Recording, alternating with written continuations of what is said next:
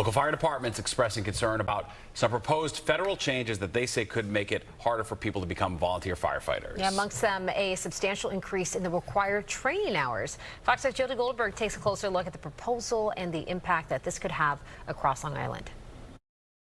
Donald Corkery joined the fire service back in 1969. When I started in the fire service, 22 hours of training. Right away. Now, more than 50 years later, basic training is 150 hours, and it may double if the Federal Occupational Safety and Health Administration, or OSHA, adopts new regulations. To tell a new person you're coming in, you got to do 50 days, 8-hour days of training.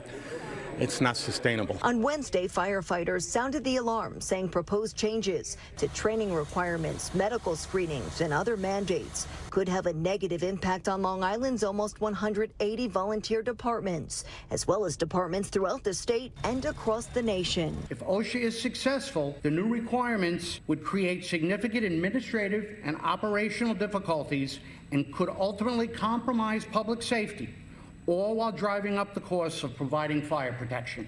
OSHA, for their part, says the proposed rule is to better protect emergency responders, adding rulemaking will not change individual state discretion regarding coverage of volunteers in any way. But firefighters and officials say if passed, New York State that follows OSHA standards would have no choice but to comply. Undue mandates without a seat at the table is simply unacceptable. According to the National Volunteer Fire Council, the time donated by volunteer firefighters saves the country almost $47 billion each year. In New York State, volunteers save residents almost $4 billion annually in additional property taxes by donating their time and efforts. Now, if OSHA moves forward, there will likely be many changes. Trying to recruit firefighters now is hard enough. This is going to make it twice as hard for us.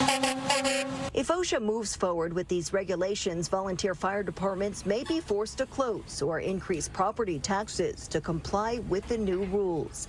In Dix Hills, Long Island, Jody Goldberg, Fox 5 News.